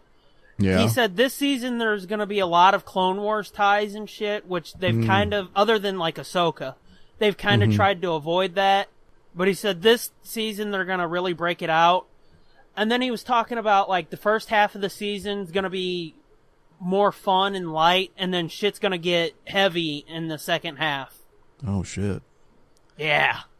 Yeah, I saw some kind of a quote from him, or something he said, where he said people probably aren't ready for how the Force is going to be used in this season, or how they're going to expand the way the Force could be used. And so it sounds like there's some like out of the box type Sith Witch type shit maybe going to happen. Which I'm down for it. Yeah, down for it. What did you think of, I brought him up earlier, what did you think of that dude, Bendu? I'll have to watch the trailer again. I don't even remember him. I remember hearing the word Bendu, but I don't remember, I don't think I remember seeing him in the trailer. He was the big fucking mountain dude. The big fucking mountain dude. Like a mountain or a tree or something that was moving? Yeah, I don't know. For some reason, I have no. For some reason, everything else wiped that right out. Yeah. Thrawn can do that, I guess. Yeah. But, he's supposed to be a lot like Treebeard from Lord of the Rings, where, like, he's been around for years, he's seen some shit. Yeah. It almost, in a way, he sort of sounds like a mix of Treebeard from Lord of the Rings and, Maz. Because he's been around, he's seen some shit, and for some reason, Kanan and Ezra and the gang all go to him or find him, stumble across him. Somehow they go to him for advice or something. And it's like, okay. Yeah. You were schooling me on it earlier. Fucking tell him what Bendu, where that comes from. Well, in the like we just talked about that Rinsler Making of Star Wars book, and how you get to see all the original drafts of Star Wars and all the permutations of the different drafts and stuff. Well, at one point, the Jedi were called the Bendu, and then they were called the Jedi Bendu, and then they were just the Jedi. Kind of like how the Force was called the Ashla at one point. Yeah, it was called Ashla, and it was called the Force of Others, and then it was just shortened to the Force. So I don't think I've ever heard the Force of Others before. Yeah, I thought that was really interesting when I read that book. It was like, oh yeah, that makes sense. The Force of Others, or the Force of the Others, or something like that. Yeah, and then they just shortened it to the Force. But yeah, that's the kind of shit that, I would like to see in a making of episode 7 book. I don't want to see all of the successes. I don't want to see the behind the scenes of everything that worked. Yeah. I want to see the shit that didn't work. Or not even didn't work, that they just didn't use. Yeah. Because, I mean, we've talked about it many times, and it's like, for me, that's, as much as I like episode 7, and I'll say it again, I actually loved it. It turned out really well. There's still some shit that sticks out as not being particularly Star Warsy to me, but I've really grown to love it. But the thing about it is, it's like, no matter what, I don't care how much I love it, episode 8 could be like the greatest movie of all time. I'm always going to wonder what George would have done. Yeah. Yeah, I'd like to know. Simply because he created it all. And I might read it and go, "Oh yeah, they were right not to use that." Yeah, But I totally. want to know. Yeah. Exactly. His fucking treatment for the next 3 might have been complete fucking dog shit. Mm-hmm. It could have made the fucking holiday special look like gold. But I still want to know what he wanted to do. Yeah. That's what was cool about the art of episode 7 book that came out right after the movie did. Yeah. Is because they showed you like all of the concept art that didn't get used. Like just dozens and dozens and dozens and dozens and dozens of these paintings that are just so off the wall and weird, and like some of it's really stupid looking and some of it's really awesome looking, and it's like most of this they didn't use, but this could have been what it looked like. So it's fun to see that and imagine it in the movie. How deep into production did George get? Because they said at one point he was about ready to shoot the movies. So how deep into production did he get? Oh, I don't know. Like, was there any shit in there that they said was concept Was art left that he'd over? come up with? Yeah. I don't think so. Not from what I remember. It starts out with the Disney production beginning. Like I don't I don't remember there being anything about stuff that was from what George was doing. Yeah, that makes sense. So, what else was in the Rebels trailer that stuck out? Was there anything? There's going to be more Mandalorian stuff. Speaking of Mandalorian, what did you think of what's her fuck? What's her who's it? Who's the fucking Mando brought on the crew? Sabine? Yeah, her. What do you think about her redesign? Well, it must not have stuck with me because I didn't know that she had a drastic redesign. I don't know if it's drastic, but I think her face is hair, a little different, and her hair color her is way a different lighter. color. Yeah. Yeah. Which, again, go back to Rebel Force Radio. Actually, turn this off and go listen to them. Yeah, you might as well. well. It's much better. Because all I've done since we started talking about Star Wars is parrot what the fuck they said. So just shut us off and go listen to them, then come back to us if you want or not. I don't care. Anyway, just for your fucking ears, because they all left. They said one of the primary characteristics or things that the Chiss did, they studied art to find out their opponent's strategy. Yeah. I thought that was cool because that was Timothy Zahn came up with that. That's in Heir to the Empire. That's how Grand Admiral Thrawn works. So I thought that was in the trailer, and I was like, oh fuck, dude, they're bringing that in too. So think about how fucked up it's gonna be. A dude who studies art, and one of the members of the crew of the Ghost is an artist. Oh yeah. That's what they talked about on RFR, and it was like, oh shit, I didn't even put that together. Yeah, I didn't either. See, this is why you should be listening to them and not us. They know what the fuck they're talking about. They're way smarter than me. We just got our heads up our ass going, oh, looky, it's Thrawn's back! Ah! Mm-hmm. But yeah, I forget who said it. I don't know if it was Jimmy or Jason or Paul Bateman. But yeah, one of them said it. And it was fucking like a lightning strike. And it's like, oh shit, if they carry that over, which, I mean, why wouldn't you? It's not like that affects, that was part of, an old story or something. Mm-hmm. You carry that over, that's fucking gonna be amazing. Mm-hmm. Which actually, I read a interview with Zahn that was on, where was it? StarWars.com, I think. And he said that while none of that other shit is canon anymore, if you pay close attention, he's gonna throw out little hints to it. Who is? Timothy Zahn in that Thrawn book. Oh, yeah, we didn't talk about that. Like, they announced an actual new canon novel that's coming out, written by Timothy Zahn. It's just called Thrawn, right? Yeah. Yeah, so it's going to be all about Thrawn. Yeah. In the new canon, in the new continuity. And he says he's going to hint at some of that. He's not just going to fucking flat out mention Outbound Flight or the battle, his Imperial battles with whoever the fuck he fought in Heir to the Empire. Yeah.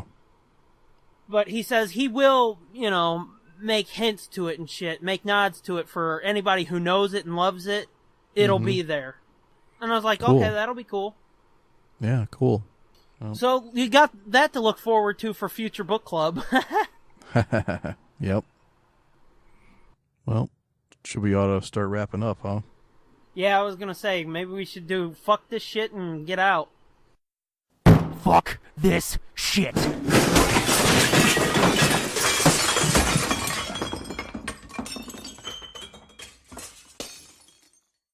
Okay, so my topic for fuck this shit this week is people who blow their grass clippings into the street. Uh-oh. Oh, no. Do you do that? Yeah. Oh, no. Maybe? Oh, you're not supposed to do that, man.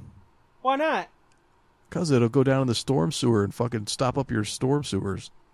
Really? That's all the heat you can bring to it? Yeah. Plus, it's inconsiderate. Blowing that shit all in the street. Like, we just had our street repaved, like, last month. They resurfaced it or whatever, so it's all nice and black and clean and pristine. Fucking a day later, the fucking stupid cow's fucking blowing her goddamn grass clippings all over this brand new street. Do you guys have street sweepers out there? Fuck no. Oh, yeah, we do. They don't come around very often. Okay, see, that's the difference for us. We've got a street sweeper. Oh, really? It comes around all the time? Although, do you know that fucking brown truck that's been on the side of my house the last fucking 12 times you've been here? Yeah. Those cocksuckers haven't moved that piece of shit, and this isn't my fuck that shit, but those fucking cocksuckers, they're supposedly selling it on Craigslist. They haven't moved that fucking thing in like 4 or 5 months. So we've got the assholes around here who throw their fucking trash in the street and like grass clippings and old shit. It's piled around this because they can't fucking... They can't street sweep around that truck? Yeah, because it's a huge fucking truck, and the piece of shit ain't moved. So next time you come by here, if you come by here again, look underneath the fucking thing. You'll see 6 months of garbage and fucking trash and nice yard waste under it because of these fucking ignorant cocksuckers up the street. Yeah. Well, so that was my fuck this shit. That's it. All. That's it. I thought I was gonna have more heat, but I don't really. When I wrote it down, it was the day that I watched that lady blow her shit all in the brand new street, and it was like, fuck you. Now this brand new pristine resurfaced street has fucking shit stuck to it. It has fucking dirt and shit blowed all over it. Can I just tell you something though? Yeah. I know that you're like, what, 43 or 44? Dude, I'm only 42. 42. Okay, you're 42. You're acting like you're 70 now. Hey, fucking bitch blew her shit in my street. That's a new street. Yeah, it is. We don't have nice things. We can't have nice things. You sound so fucking old. I feel so fucking old. Okay, I'm trying to go through my list because my list is fucking vast. Okay, figure well, out what's... fucking pull something better than I got then. Oh, trust me, I can bring a lot more heat than that. I'm trying to think of... I've got a lot of ones that are concerning food. That tells you how fucking fat I am. I'm trying to think of one that's really pissed. None of these are really pissing me off, but trust me, I can bring more heat than you did. Okay, fuck it. I'll go with this one, the newest one to the list. I added this just yesterday because it really pissed me off. The social media sanitization of the word fucking porn. Like, cat porn, food porn, all this fucking shit. Fuck off, alright? It's not porn. What is porn? Shit going into other shit in focus. Cat porn would be two cats fucking meow, meow, meow, fucking. You don't have food porn. Food doesn't exist. Food porn doesn't fucking exist because food porn would be two pieces of food rubbing up against each other until fucking the stuffed crust cheese comes out of the fucking pizza. All over the... I don't know, dude. Have you ever seen those Carl's Jr.'s commercials where those chicks are eating them fucking them burgers? That's not food porn. That's a fucking hot broad eating food, and it's like, I wish that was my dick in her mouth. Yeah. It's food porn. That's not food porn. That's just porn. Without the fucking pussy lips and nipples. I'm sick and fucking tired of the social media sanitization of the word porn. Porn is about fucking. It's not about cats acting cute. It's not about food that I want to jam in my fucking mouth so it'll go to my fat ass. Okay? Okay. Fucking quit it. Fuck this shit. Stop it. Okay. See, I told you I could bring more fucking fire than you. Yep. You win. I'm really gonna have to fucking work on my fuck this shit list. No shit. It can't be fucking I stubbed my toe once in second grade and it kind of annoyed me for like a day. Or whatever the fuck you said. Well, if we would have recorded the day that I saw that bitch blowing these fucking shit in the street, you would have heard some heat. Well, you know what? From now on, when something's pissing you off, let me know, grab your recorder, and we'll record a fucking fuck this shit and bank it. I strongly considered jerking the wheel of my car and running up into her yard, running her over, but... What, were you coming home when you seen this? Yeah, I thought it would have been an overreaction. I don't know. She's human, isn't she? Are you ready to do our thank yous, or do you want me to fucking bitch some more?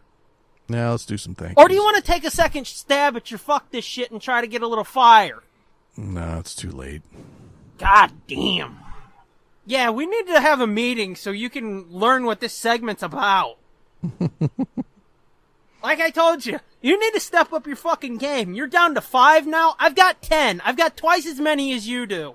I'm too old and tired to be that mad about everything all the time. Why? That dude that was on 60 Minutes, Andy Rooney, he would fucking bitch about the most inane shit, and he was crabby. Why can't you do it? That's because he had dementia. So what, he thought he was 20? I guess. And he's like, why do they call raspberries raspberries? They should be called small purple bumpies. I forget which comedian said that. It might have been Carlin or Robin. I don't know. For our thank yous, god damn. You disappointed me, man. Sorry. Our thank yous. Thanks to Sherry at Sherry Says for the logo. Yes, and the logo, the slight logo redesign so that it could fit well on a t-shirt. Oh, she sent that to you? Yeah, I asked her to. I asked her to bump up the resolution and redo the outline of the circle. Yeah. So that it was just a circle and then not the searchlight. So that it was just like a, a nice emblem to put on a shirt. Yeah. Yep, she did that real quick. Which, we'll talk about that when we get to Horror and R links. Okay. Thanks to Sherry for the logo. We're fucking 11 episodes, 22 weeks in, and I still fucking look at it and I love it. I had ideas for far more detailed logos, but I don't know. That's fucking good the way it is. Sometimes simpler is better. Yeah, that's what everybody tells me, but me, it's like, let's fucking put our best foot forward, The show's not good, so let's make them think it looks good. Yeah, but I mean, simple can look sharp and look... Very true, and Sherry proved it with her logo. Yeah. I mean, the fucking Apple logo is just a goddamn apple. That's It's not a guy. you got a It's point. not. It's not a guy building a computer and. See, now you're fucking mocking me. Do I have to be the subject of your fuck this shit to get a reaction? No. I can take the heat. Go ahead. No. That's a segment called "Ball Break This Shit." Did you just call me shit? Is that how you took it? How else could I take it? And our other thank you goes to J Sarge. Oh God, that sounds horrible. Can't remember his fucking name. Yeah, J Sarge, who At has his the own, J Sarge. who finally has his own podcast now. Exactly. Of which I don't know what the link is, but the name of it is Jeff Knows Nothing. I think it's Jeff with one F knows nothing.blogspot.com. I think he's a Blogspot user. Okay. It's on SoundCloud though, because that's where I listen to it. And Yeah, that's whenever where I I get listen. Well, headphones, I'm just gonna throw this out there so he hears it. I listened to the first episode, but my headphones are shitty, so I didn't really get to hear it. But you gotta listen from me. When I get headphones, I promise you, I'm gonna listen to it again. Yeah, it was good. He's got a real good gimmick, real good format, or I don't know what you call it. I know it was short. That's about all I could tell. Yeah, they're only about 15 minutes long, so it's not even a huge investment in time. Unlike this show, which is fucking like you need to take a nap in the middle. Like the Mr. BS show at the Mr. BS show on Twitter, they record for a little while and take a break in the middle and throw in ads or something.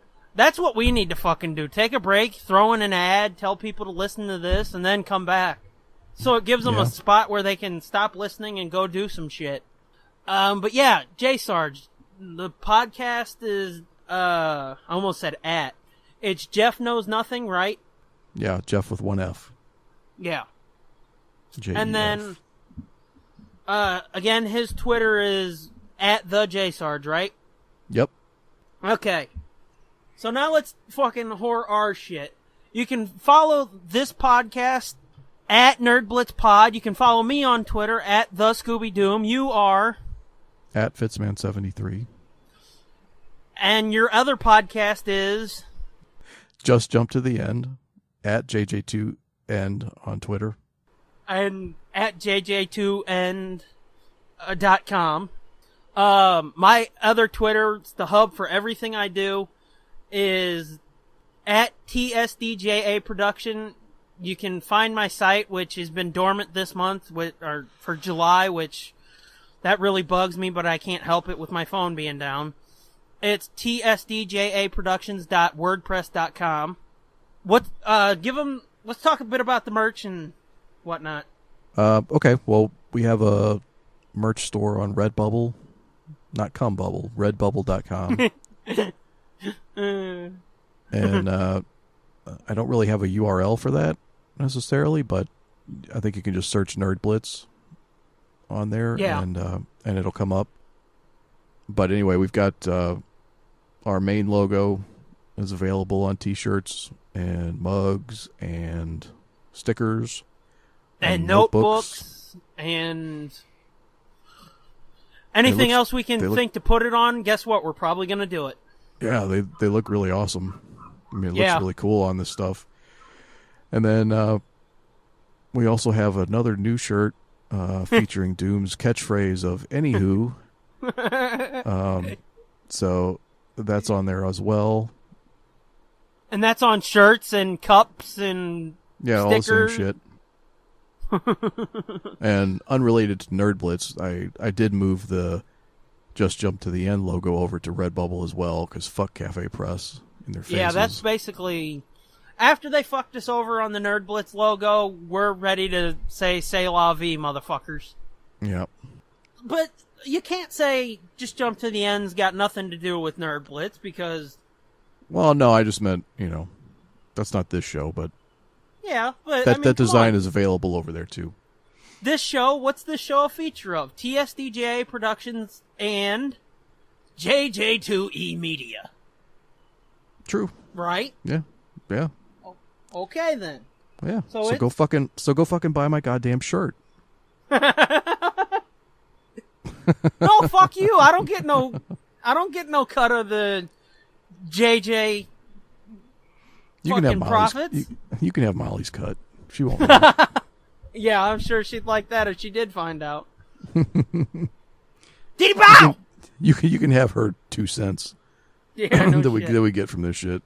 Because trust me, we ain't making any money off of it. It's just more for fun. Yeah. It's fun to be able to look at a site and be like, oh my god, there's a shirt with my logo Yeah. on it. And people have asked for a camping trip shirts, so we're working on that too. So that's coming. Oh yeah. We have to have the image reworked a little bit to fit on a shirt, right? Yeah. Which, real quick, a thank you to everybody that actually bought the camping trip. Available at tsdjaproductions.bandcamp.com. Yeah. I wouldn't necessarily say it was brisk sales, but they've been kind of consistent. Yeah. It's, I'll be honest, I was a little bit disappointed because I had like 8 people tell me, oh, day 1, I'll be there. And then like only half of them bought it. And I don't mean like they bought it day 1, I mean bought it at all. So, that's what you get for trusting people. Man, it got dark. It got really dark in here. I don't know what you're talking about. Can I go back and redo my fuck this shit? Because I got a new one. Add it to the list. But yeah, thanks to everybody who did buy it and the positive feedback we've gotten for it. Yeah. Means a lot. Thanks. Very much so. And then we talked about it once before, and it seems kind of hoary to be like, buy our shirts, buy our merch, buy the camping trip, but it's the price of fucking listening to a free podcast, I guess. You know? Right. The other thing I'm talking about, again, if you're down, cool. If you don't feel like it, we understand. But the option's there. If you go to nerdblitz.com, there's a little button at the top where you can PayPal, what are the amounts? $1 and $5? Yeah. To help us with storage fees and shit, because I'll tell you what, if we get to do all the shit that we're planning on doing or we would like to do, and trust me, if you like this shit, we've got a lot more we'd love to do and we'd love to put out. There's 2 monthly shows we'd like to do. Book Club is weekly. The main show is bi-weekly. And then there's something else that I'd love to do too, but again, it all comes down to storage. If you'd like to throw us a couple of fucking ducats, go ahead. If not, we understand. But yeah, you can send $1 or $5 to us. Donate $1 or $5 to us through PayPal by going to nerdblitz.com. Right? Yep. Right. And thanks to the people who have donated so far. Yes. Thank you very much. Very, very much. Is there anything else we need to talk about? Or are we good? No, I think we're good. Shit, that's over 2 hours long. Yep. Fuck, it's after midnight? Holy shit. Okay, say the thing. Bye. Oh my god, come back next time! Our sanity depends on it! I'm Brittany! Oh, God. This has been a feature of JJ2E Media and TSDJA Productions.